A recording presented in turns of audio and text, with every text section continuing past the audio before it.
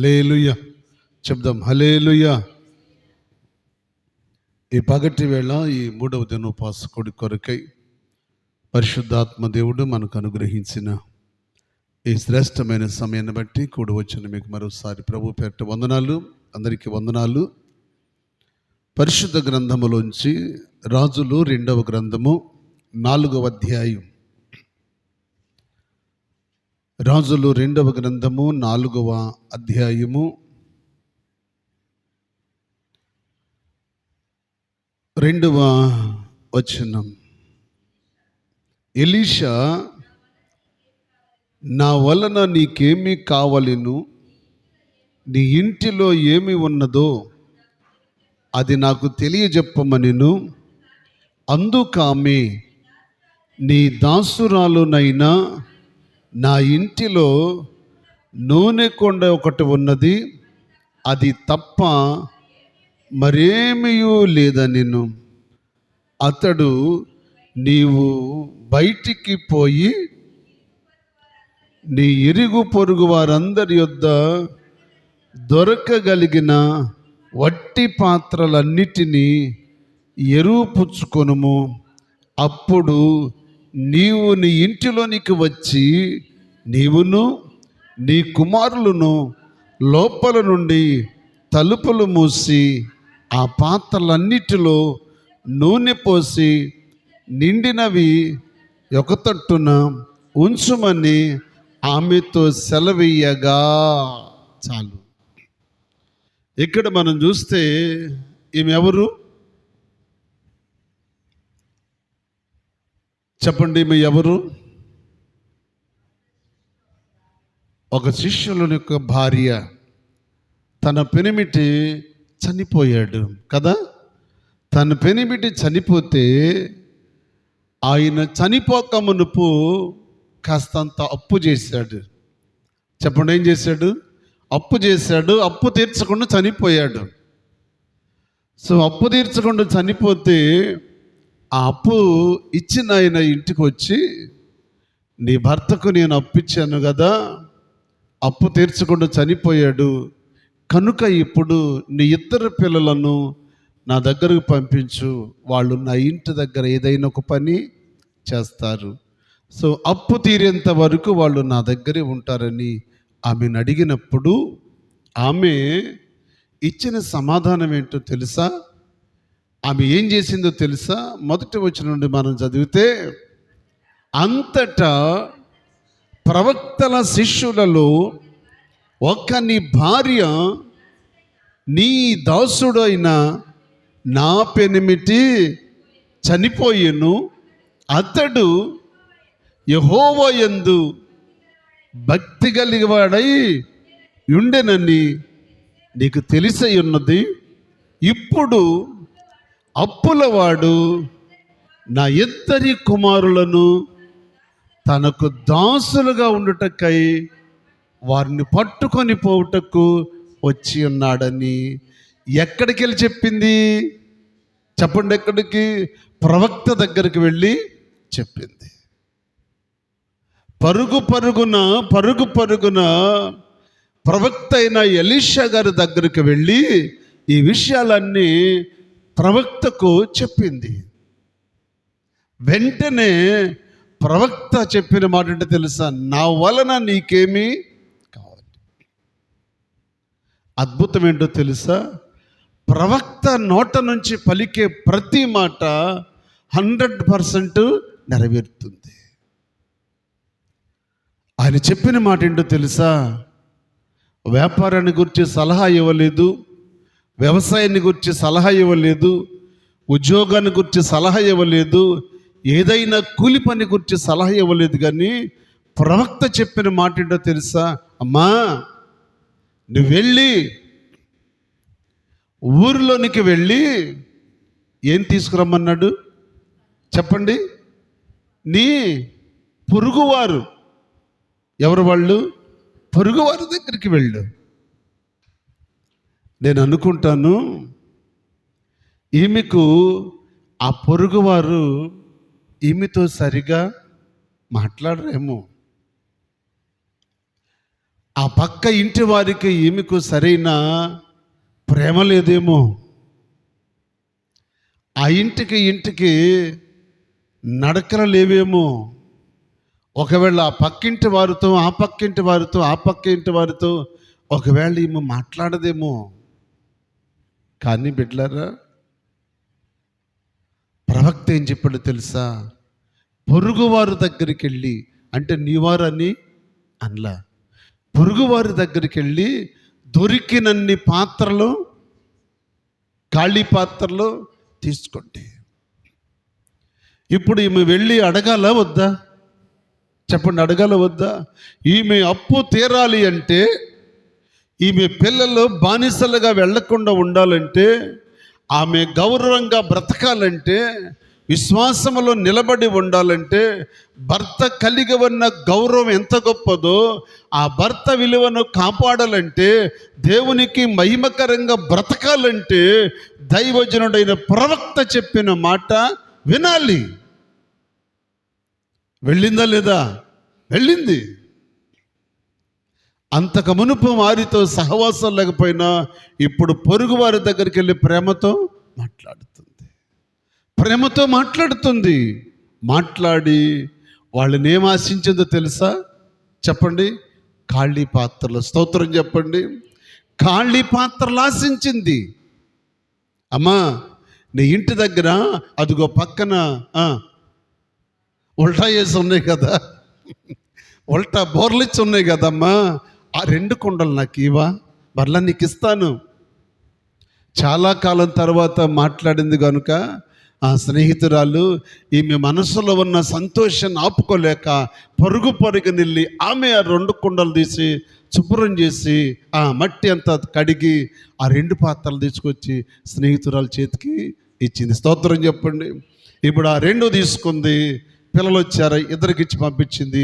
మరలా పక్కింటికి వెళ్ళింది, ఆ పక్కింటి ఆమెను అడిగింది. అట్ సేమ్ టైం ఆమె కూడా సంతోషంగా అలాగూ ఆ పొరుగువారు అనేవారు అందరి దగ్గరికి వెళ్ళింది. ఇంటి దగ్గర, ప్రతి ఇంటి దగ్గర దొరికిన 2 దొరికితే 2, 1 దొరికితే 1, 3 దొరికినా 3, మొత్తం మీద తీసుకొచ్చింది. ఆ గదంతా నిండిపోయేటట్లు పెట్టింది. ఇంచుమించు పొరుగు వారి దగ్గర ఒక 20, 30, 50 కొండలు దొరికినాయి అనుకోండి, తీసుకొచ్చి ఆ ఇల్లులో ఆ గదంతా పెట్టేసేసింది. ఇప్పుడు దైవజనుడు చెప్పిన మాట విన్నది. అమ్మా, నీ ఇంటిలో ఏమి ఉన్నదో దాన్ని మరుగు చెయ్యకుండా నాకు చెప్పు. అప్పుడు ఆ పేద విధవరాలు దైవజనుడైన ప్రవక్త అంటది, దైవజనుడా, నా ఇంటిలో చెప్పండి ఏముంది? నూనె కుండ ఒక్కటి మాత్రమే ఉంది. నూనె కుండ అందుగాని నిండుగా ఉండ కొండని చెప్పలే. అంటే ఈమె కుండలో నూనె కూడా అయిపోయింది. ఆమె దగ్గర ఉన్న కొండ నూనె కుండ, నూనె కొరకు వాడుకున్న కుండ, ఆ పాత్ర. ఇప్పుడు ఆ పాత్ర తీసుకొచ్చి ప్రవక్త ఏమన్నా తెలుసా? వాటి మధ్యలో పెట్టింది. బిడ్డలారా, ఇప్పుడు దైవజనుడు దేవునితో ఏం మనవి చేశాడో చెప్పండి. ఏం చెప్పాడో, ఆయనతో ఏం చెప్పాడో, ఏం రికమెండేషన్ చేశాడో మనకు తెలవదు. కానీ మొత్తం మీద ఇప్పుడు ప్రవక్త మళ్ళీ ఏం చెప్పాడు? నీవు పోయి తలుపులు మూసుకుని నీవును నీ కుమారులు ఇద్దరును నీవు తెచ్చిన పాత్రలో నూనె పోయండి. బిడ్డలారా, ఎప్పుడైతే నింపబడి ఉన్న ఆ ఖాళీ కుండలు తెచ్చి పెట్టిందో, మధ్యలో ఈ కుండ పెట్టిందో, ప్రవక్త దేవునికి మొరపెట్టగా ప్రవక్త ఆ కుండను ఆశీర్వదించగా ఆ కుండలో నుండి నూనె ఇప్పుడు చెప్పండి ఏమవుతుంది? నింటుగా వచ్చి కొండ పొరలటం మొదలుపెట్టింది. ఇప్పుడు ఈమె ముంచుతుంది, కొడుకులకి ఇస్తుంది, వాళ్ళు పోస్తున్నారు. ఈమె ముంచుతుంది, కొడుకులకి ఇస్తున్నారు, పోస్తున్నారు. ఇలాగున వాళ్ళు కుండలన్నీ నింపిన తరువాత ఏం జరిగింది? అప్పుడు ఆ కుండ పొరలటము ఆగిపోయింది. స్తోత్రం చెప్పండి. ఇప్పుడు ఆమె ఇక నూనె తీసుకుని వెళ్ళి ఆ ఊరి వారికే అమ్మింది. ఆ నూనె అంతా అమ్ముకోగా ఆమె అప్పులు తీరగా ఇంకా నూనె మిగిలి ఉంది. చప్పట్లు కూడా ప్రభువుని మహిమపరచండి. ఇంకా మిగిలే ఉంది. బిడ్డలారా, మనము ఫస్ట్ ఆఫ్ ఆల్ దేవుని మాట వినాలి. రెండవది ఆయన చెప్పింది చెయ్యాలి.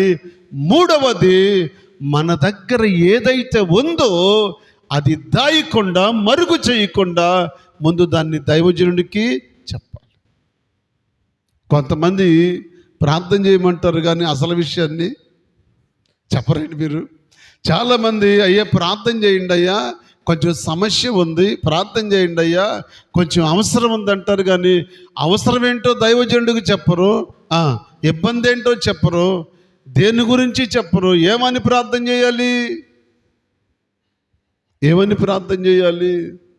ఒకసారి మన దగ్గరికి ఒక యవనస్తురాలు, వివాహమైన యవనస్తురాలు తన భర్త కలిసి మన దగ్గరికి వచ్చారు. చాలా కాలం అయింది.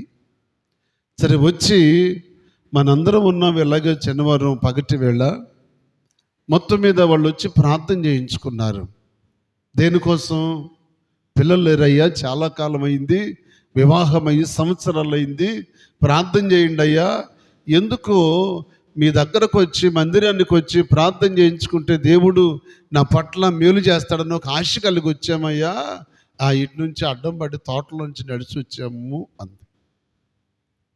సరే, మొత్తం మీద మనందరం కలిసి మీరు అందరూ చేతులు ఎత్తారు. మరి మీకు గుర్తుందో లేదో కానీ నాకు మాత్రం గుర్తే.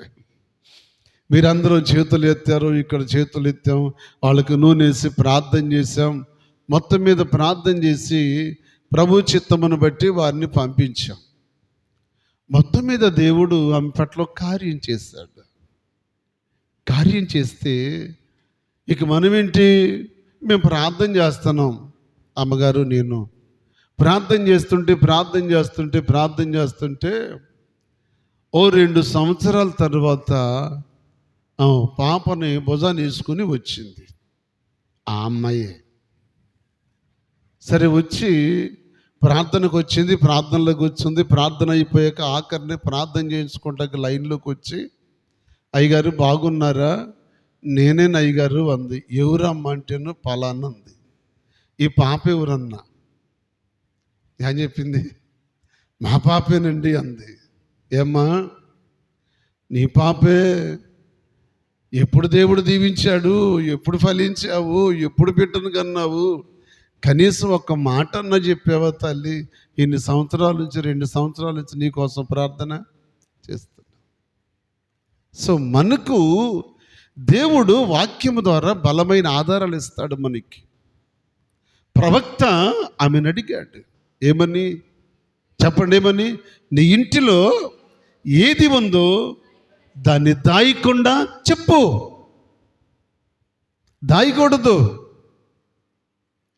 నువ్వెక్కడన్నా స్నేహితుల ముందో, స్నేహితురాళ్ళ ముందో, బంధువుల ముందో ఎవరి దగ్గరన్నా మరుగు చేయొచ్చు, కానీ నీ అవసరమేదో, నీ ఇబ్బంది ఏదో, నీ కష్టమేదో, నీకేమి కావాలో దాన్ని మందిరానికి వచ్చినప్పుడు దైవజనుడికో, దైవజనురాలకో దాన్ని ఖచ్చితంగా నీవు చెప్పాలి. దాన్ని చెప్పినప్పుడే దాని కొరకు ప్రార్థన చేయబడుతుంది. ఈమె వచ్చి చెప్తా ఉందయ్యా, నా పెనిమిటి శిష్యులలో ఒక్కడు మంచివాడే, ఇట్లారా పరిచర్యలో నమ్మకస్తుడుగా ఉండి, పరిచర్య చేసి పరిచర్యలో ఉండి, సహకారిగా ఉండి, తనకున్న కాస్తంత ఆస్తిని, తనకున్న ధనాన్ని పరిచర్యలో, దైవజనులతో పరిచర్యలో ఖర్చు చేసేసి అది చాలక మరలా ఏం చేశాడు? అప్పు చేశాడు. అప్పు చేసి ఆ అప్పు తీరక మునిపే ఇతడేమయ్యాడు? చనిపోయాడు. మొత్తం మీద అతడు చనిపోయిన అప్పు మాత్రం చనిపోదు.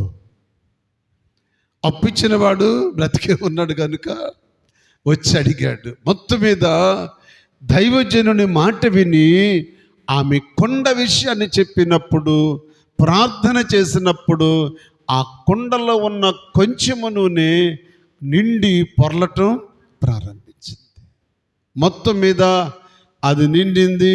ఆమె అమ్ముకుంది, అప్పు తీర్చేసుకుంది, మిగిలిన దాంతో జీవనోపాధి గడుపుతుంది. ఆ తరువాత ఏం జరిగింది? వాక్యం చదువుతుంటే మీకు వెంటనే కాస్త నాకు రిప్లై ఇవ్వడానికి అవకాశం ఉంటుంది. చదవండి వాక్యాన్ని, కింద వాక్యాన్ని చదవండి. ఏముంది అక్కడ? ఆమె దైవజనుడైన అతని యొద్దకు వచ్చి ఈ సంగతి తెలియచెప్పగా అతడు, నీవు పోయి ఆ నూనెను అమ్మి నీ అప్పు తీర్చి మిగిలిన దానితో నీవును నీ పిల్లలను బ్రతుకుడని ఆమెతో చెప్పెను.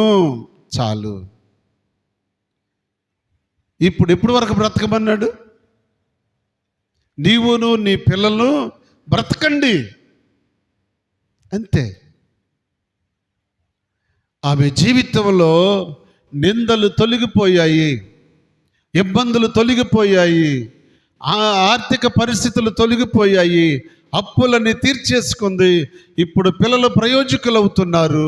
బిడ్డలారా, ఆ తరువాత ఇదే దైవజనుడు, ఇదే ప్రవక్త ఒక పట్టణానికి వెళ్ళాడు. అక్కడే ఒకానొక దినమందు ఎలీషా షునేమను పట్టణమునకు రాగా అచ్చట ఘనురాలైన ఒక స్త్రీ భోజనమునకు రమ్మని అతన్ని బలవంతము చేసిన గనుక అతడు ఆ మార్గమున వచ్చినప్పుడల్లా ఆమె ఇంట భోజనము చేయుచూ వచ్చెను.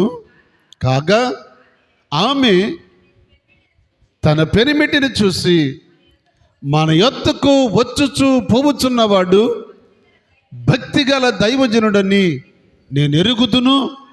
కావున మనము అతనికి గోడ మీద ఒక చిన్న గది కట్టించి అందులో అతని కొరకు మంచము, బల్ల, పీట, దీపస్తంభమును ఉంచుదము. అతడు మన యొద్దకు వచ్చినప్పుడల్లా అందులో బస చేయునని చెప్పాను. చాలు. బిడ్డలారా, ప్రవక్త అయిన ఎలీషా ఈ షునేమి పట్టణానికి వచ్చినప్పుడు అక్కడ ఉన్న ఒక స్త్రీ ఘనురాలు. ఘనురాలంటే మనందరికీ తెలుసు, మంచి ఐశ్వర్యవంతురాలు, ధనవంతురాలు. సో ఆమెకు ఐశ్వర్యం ఉంది, ధనం ఉంది, అన్నీ ఉన్నాయి. కానీ ఏమీ లేదు, పిల్లలు లేరు. అయితే ఆమె మాత్రం వయసులో ఉంది, కానీ తన పెనిమిటి ముసలివాడు. బిడ్లరా, ప్రవక్త ఉన్న స్థలములో ఎవరుంటారు? దేవుడే. సేవకుడు నిలబడి ఉన్న స్థలములు ఎవరుంటారు? దేవుడే. ఆత్మ సంబంధమైన బిడ్డలో మీరున్న స్థలములు ఎవరుంటారు? దేవుడే. ఆయన పిల్లలు ఎక్కడ ఉంటే అక్కడ ఆయన సన్నిధి ఉంటుంది, మర్చిపోకండి. అందుకు వాక్యం చెప్తుంది, ఎక్కడ 2, 3 నా నామమున కూడియుందురో నేను వారి మధ్యలో ఉంటాను. కీర్తనకారుడు అంటాడు, నీవు ఇశ్రాయేలు చేయు స్తోత్రముల మీద ఆసీనుడవు. అంటే స్తుతిస్తే దిగవచ్చే దేవుడు, ప్రార్థిస్తే దిగవచ్చే దేవుడు, పిల్లలు కూర్చుంటే వారి మధ్యలో సంచరించే దేవుడు. కనుక ఇప్పుడు ఈ ఘనురాలకి ఒక కొరత ఉంది. ఆమె కొరత తీరింది కదా. ఆమె ఎవరు? ఒక శిష్యుని భార్య. శిష్యుని యొక్క భార్య ప్రవక్తను ఇంట చేర్చుకుంటే ప్రవక్త ప్రార్థన చేయగా ఆమె యొక్క అప్పులు తీరాయి, సంతోషంగా బ్రతుకుతుంది. తదుపరి ప్రవక్త ఇప్పుడు షునేమి పట్టణానికి వచ్చాడు. షునేమి పట్టణానికి వస్తే ఆ పట్టణంలో వెళుతూ ఉన్నప్పుడు చాలా కుటుంబాలు ఉన్నాయి. పట్టణంలో చాలామంది గొప్పవారు ఉన్నారు, చాలామంది ఐశ్వర్యవంతులు ఉన్నారు, చాలామంది బలవంతులు ఉన్నారు, చాలామంది గొప్ప గొప్పవారు ఉన్నారు. కానీ ఈ దైవజనుడు ఆ మార్గమున వెళుతూ ఉన్నప్పుడు ఎవరు పిలిచారు చెప్పండి? ఎవరు పిలిచారు? గనురాలు. ఆమె దైవజనుడిని ఎలాగ చూడగలిగింది? ఎలా గుర్తుపట్టింది? పోనీ ఈ రోజుల్లో అంటే పాస్టర్ గారు అంటే కాస్త ఇలాగ వైట్ వేసుకుంటే టక్కమనంగా ఐడియా వస్తుంది. ఏమని? ఈయన పాస్టర్ గారే నిజమే అనుకుంటారు ఒక రకంగా. లేదు అంటే ఆయన దైవజనుడిని ఆ దినాల్లో ఎలా గుర్తుపట్టారంటే వాళ్ళు అప్పుడు వైట్ అండ్ వైట్ అవి వేసుకోలేదు, ఎలాంటి వస్త్రాలు కూడా వాళ్ళకేమీ లేవు. బిడ్డలారా, ఆ దైవజనుడు ఒంటి మీద ఏముంది? ఆ దైవజనుడు ఒంటి మీద ఏముంది? ఏలియా విడిచిపెట్టిన దుప్పటి. ఏ ప్రవక్త అయితే ఆ దుప్పటి విడిచిపెట్టమని ఈ ప్రవక్త కోరుకున్నాడో ఆ దుప్పటి ఈయన మీద ఉంది. ఆ దుప్పటి వేసుకొని వెళతా ఉంటే ఆ గనురాలు ఈయన్ని గుర్తుపట్టింది. ఎవరంటుంది ఇప్పుడు? చెప్పండి. అయినా మామూలు దైవజనుడు అనలేదు. ఏమంది? భక్తి కలిగిన దైవజనుడని నేను ఎరుగుదును అంటే అంతకు మునుపు షునేమిరాలికి ప్రవక్త అయిన ఎలీషా గారికి ఏమన్నా పరిచయము ఉందా? లేదు, పరిచయము లేదు. కానీ పెనిమిటిని పిలిచి చెప్పుతా ఉంది, అయ్యా మన ఇంటికి వచ్చుచు అంటే ఒక మాట చెప్పింది, అయ్యా ఈ ప్రవక్త భక్తి కలిగిన వాడిని నేను ఎరుగుతున్నా, భక్తి కలిగిన ప్రవక్తని నేను ఎరుగుతున్నాయ్యా అంటే ఆ యజమాని సహజంగా ఆ ప్రేమ, ఆప్యాయతలు, ఆ అనురాగాలు, ఆ దగ్గర సంబంధం, భార్య భర్తల మధ్య ఉన్న ఆ ప్రేమ బాంధవ్యాలు ఉన్నప్పుడు సహజంగా భర్త చెప్పిన, భార్య చెప్పిన మాట ఖచ్చితంగా వింటారు. ఇప్పుడు ఆ గనురాలు చెప్పిన మాట భర్త విన్నాడా? వినలేదా? వెంటనే విన్నాడు. మన ఇంటికి వస్తూ పోతున్నవాడు భక్తి కలిగిన దైవజనుడిని నేను ఎరుగుతున్నాయ్యా. అయ్యా దైవజనుడు మన ఇంటికి వచ్చినప్పుడు మన ఇంట్లో ఉండటం కాదయ్యా, మన ఇంట్లో ఉండటం కాదయ్యా. దైవజనుడు మన బిడ్డ మీద ఆయన పడుకుంటూ వింటాయా? మన మనసు మీద దైవజనుడు పడుకుంటూ వింటాయా? అయ్యా మన సోపాలో దైవజనుడు కూర్చుంటూ వింటాయా? అయ్యా ప్రవక్తకు ఓ ప్రత్యేకమైన స్థలం ఉండాలి. స్తోత్రం చెప్పండి. ప్రవక్తకి ఓ ప్రత్యేకమైన స్థలం ఉండాలయ్యా. అంటే ఇప్పుడు ప్రవక్తకు ఓ ప్రత్యేకమైన స్థానం ఇచ్చారు అంటే ఎవరికి ఇచ్చినట్టు చెప్పండి? ఎవరికి? దేవునికి ఇచ్చినట్లే. వెంటనే ఆ భర్త ఆ గోడ మీద ఒక గది ఏర్పాటు చేశాడు. దైవజనుడు మళ్ళా వచ్చేసరికి ఆ గోడ మీద గది కట్టారు. దాని మొత్తం ఆ ఫినిషింగ్ వర్క్లు అయిపోయినాయి, రంగులు అయిపోయినాయి. అందులో ఏం పెట్టారు? మంచము, బల్ల, దీపస్తంభములు, కావలసిన ఉపకరణాలన్నీ దాంట్లో పెట్టేశారు. కావలసిన మెటీరియల్ అంతా దాంట్లో సమకూర్చేశారు. ఇప్పుడు దైవజనుడు ఆ ఇంటికి వచ్చినప్పుడు సంతోషంగా ఆ గదిలోకి వెళ్ళి ఆ గదిలో ఉండి ఆ కుటుంబం కొరకు, ఆ పట్టణం కొరకు ప్రార్థన చేశాడు. స్తోత్రం చెప్పండి. ఓ ప్రత్యేకమైన స్థానం దేవునికి మనం ఇవ్వాలి. ఇది ప్రత్యేకమైన స్థానం. ఇది దేవుడు కోరుకునే స్థానం. ఒక అవిధేయుడుగానో, ఒక వ్యభిచారిగానో, ఒక దొంగగానో, ఓ త్రాగుబోతుగానో, విచ్చలవిడిగా తిరిగేవాడిగానో వచ్చి ఇక్కడ నిలబడి ఉపన్యాసం చేస్తే కూర్చున్న మీరు ఒకవేళ పైకి అనొచ్చు, కానీ మనసులో ఏముంటుంది? ఈయన చెప్పండి, ఈయన బయటకు వస్తే ఈయన అంతరంగం ఏంటో, ఈయన పరిస్థితులు ఏంటో, ఈయనేంటో మనకు తెలుసు కదా అని మీ మనసులో, మీ పూర్ణ మనసు ఉందే? చెప్పండి, ఏ మనసు? చెప్పండి, కొంచెం నాకు చెప్పండి, ఏ మనసు? పూర్ణ మనసు ఉందే మీలో? ప్రేమ కలిగిన మనసు ఉందే? క్రీస్తును కలిగిన మనసు ఉందే? ఆయన ఆహ్వానించిన మనసు ఉందో చూసారా? ఆ మనసు అంటది, ఈ దౌర్భాగ్యుడ దైవజనుడు, ఈ దౌర్భాగ్యుడా, ఇలాంటి వాడు చెప్తే మనం వినాలా? బిడ్డలారా, మీ అంతరంగంలో క్షోభిస్తూ ఉంటుంది మనసు వచ్చి. ఆ మాటలు నేను ఎలా వినాలి? ఇని విననట్టు ఓ రకంగా మీరు ఆ ఫీలింగ్లో మీరు అలా కూర్చుని ఉంటారు. అలాగుంటారు మీరు. ఆమె ఎవరని ఎరిగి పెనిమిటికి చెప్పింది? చెప్పండి, ఎవరంట? భక్తి కలిగిన దైవజనుడు. భక్తి కలిగిన దైవజనుడు. నేను ఒకసారి ప్రాంతానికి వాక్యం చెప్పడానికి వెళ్తే, ఆ మందిరం ఇంచుమించు ఒక 100 అడుగులు పొడుగుంది, పెద్ద మందిరం. ఒక 500-600 మంది ఉన్నారు. రాత్రి వాక్యం చెప్పడానికి వెళ్తే పరిచయం చేస్తూ దైవజనులు అంటారు, అమ్మా, ఈ సావకులు ఎవరు అనుకున్నారు? పలానా మొలగలంపాడు నుంచి వచ్చారు దైవజనులు. ఈ దైవజనుని గురించి నేను విన్నాను. ఈ దైవజనుని గురించి విని, ఆ సంఘాన్ని గురించి విని, ఆయన ఎంతకాలం సేవ చేస్తున్నాడో తెలుసుకుని, ఆయన ఎటువంటి వాడో నేను గ్రహించి అన్ని రకాలుగా తెలుసుకున్నాకే ఈ దైవజనుడిని పిలిచాను.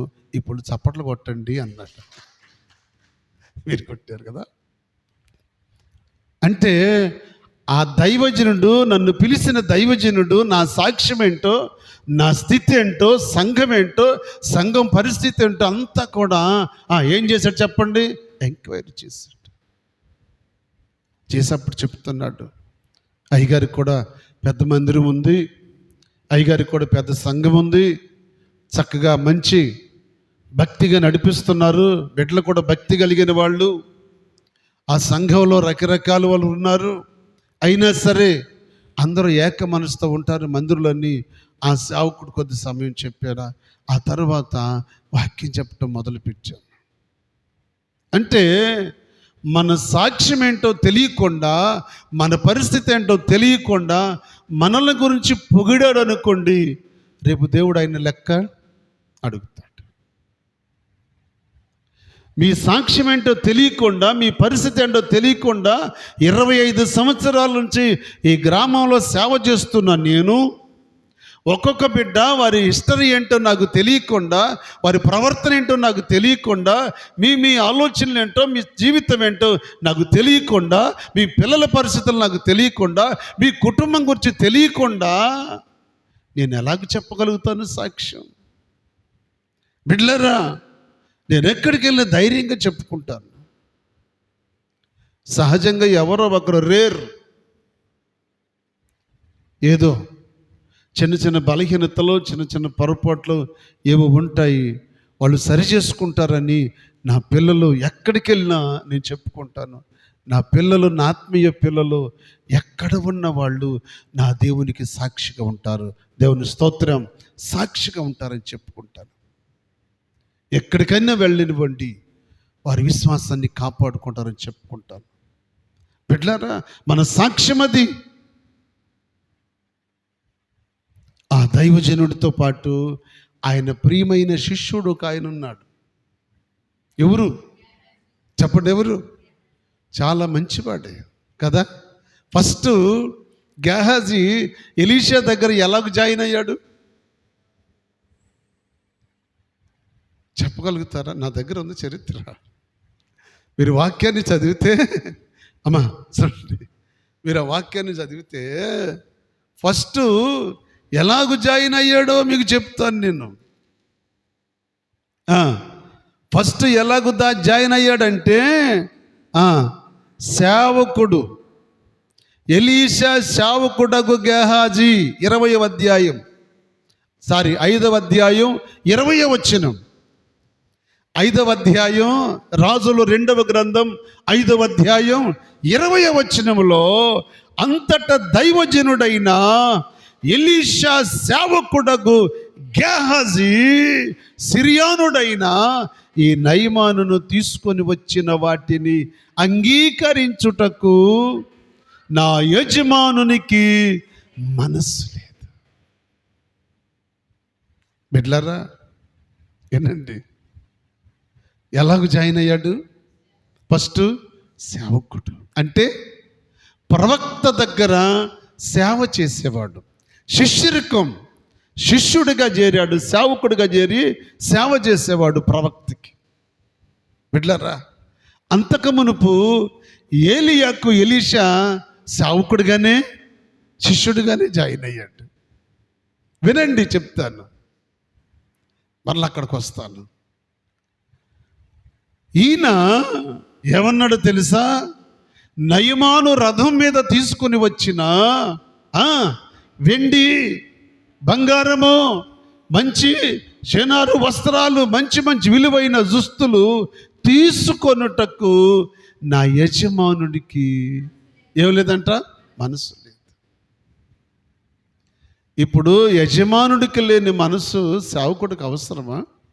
ఏమ్మా అవసరమా? కాదు కదా. మీరు అక్కడే ఉండండి, మళ్ళీ ఇటు వస్తా, 4వ అధ్యాయానికి వస్తాను. ఇప్పుడు ఎలీషా వచ్చినప్పుడల్లా అందులో బస చేస్తున్నాడు.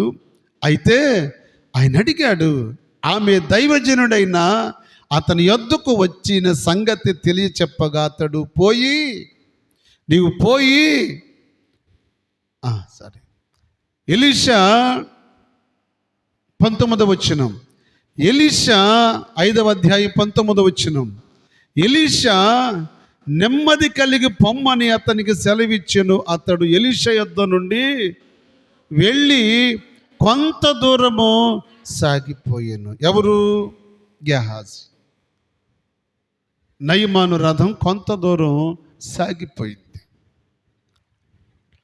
అంతకుముందు వారి మధ్య జరిగిన సంభాషణ ఏంటో తెలుసా? నేను కానుక తీసుకొచ్చాను, దైవజనుడా ఈ కానుక తీసుకో అన్నాడు. ఎవరు? నయమాను బాగుపడి.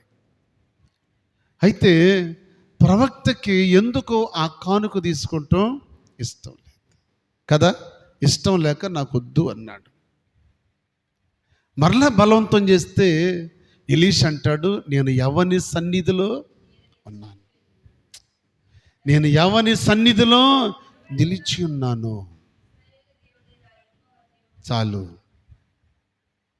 నేను ఉన్న స్థలం ఏంటో నువ్వు తెలుసుకోవాలి. ఒక అన్యునికి ఓ ప్రవక్త నిలబడి ఉన్న స్థలం ఏంటో గుర్తు చేశాడు. బిడ్డలారా, ఆయన వెళ్ళిపోయాడు, రథం వెళ్ళిపోతుంది. ఆ రథంలో ఉన్న కానుకలు కళ్ళారా చూశాడంట. ఎవరు? చూశాడు గేహాజీ. ఆ రథములో ఉన్న కానుకలు చూసిన కాడ నుంచి వీడి మనసంతా కూడా పరుగులెత్తుతుందంట, లోపలే పరుగులెత్తుతుందంట. ఈయన ఎలాగో తీసుకోడు, నన్ను కూడా తీసుకోమనలేదు. ఈయన ఎలాగో ఇల్లు వదిలిపెట్టాడు, తల్లిదండ్రులను వదిలిపెట్టాడు, వ్యవసాయం వదిలిపెట్టాడు, 12 అరకలు దున్నే వ్యవసాయం ఎద్దులు వదిలిపెట్టాడు, పనివారిని వదిలిపెట్టాడు, ఆస్తి వదిలిపెట్టాడు. అన్నీ వదిలిపెట్టి వచ్చినోడికి ఇంకేంటి? పైపెచ్చి ఏమన్నాడు? నేను ఉన్న స్థలములో ఎటువంటిదో తెలుసా అంటున్నాడు. మరి నాకైతే వెనకమాల చాలా జింజకాణం ఉంది. గేహాజీ మనసులో అనుకుంటున్నాడండి, పోర్షన్ జరుగుతుంది లోపల లోపల. నీకేమీ లేదు, నీ అవసరం ఏముంది? నీ నమ్మని అడిగాడు, నాన్నని అడిగాడు, ఎవరున్నారయ్యా? నేను ఇంటికి వెళ్తే ఏం తెచ్చావు దైవజనుడి దగ్గర నుంచి అడుగుతారు. లోపల లోపల లోపల లోపల ఈ బాధ అంతా తట్టుకోలేక ప్రవక్త రథం వెళ్ళిపోయాక ఆ రథములో తెచ్చినది వెండి బంగారు వస్త్రాల గురించి ప్రార్థన చేయటానికి ప్రవక్త దేవుని సన్నిధిలో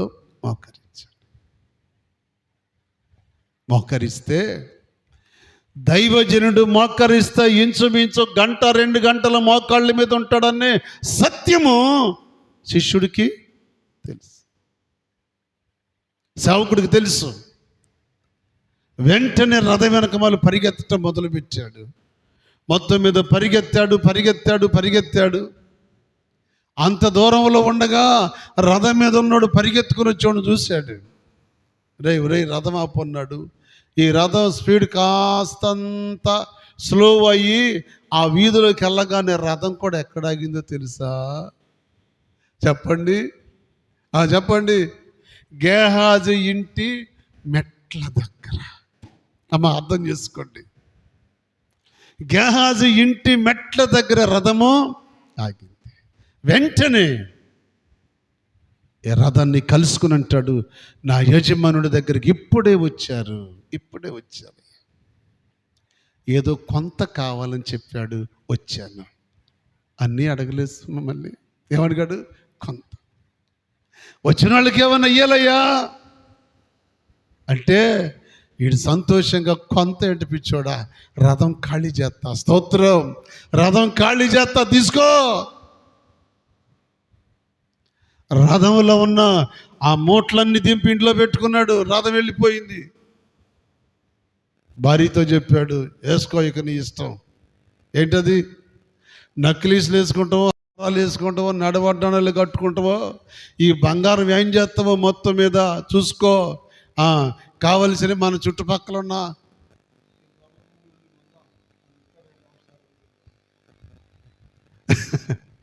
మొత్తం మీద పరుగున వచ్చాడు. వచ్చి రాగానే దైవజనుడి దగ్గర నిలబడ్డాడు. ఇప్పుడు అడుగుతున్నాడు,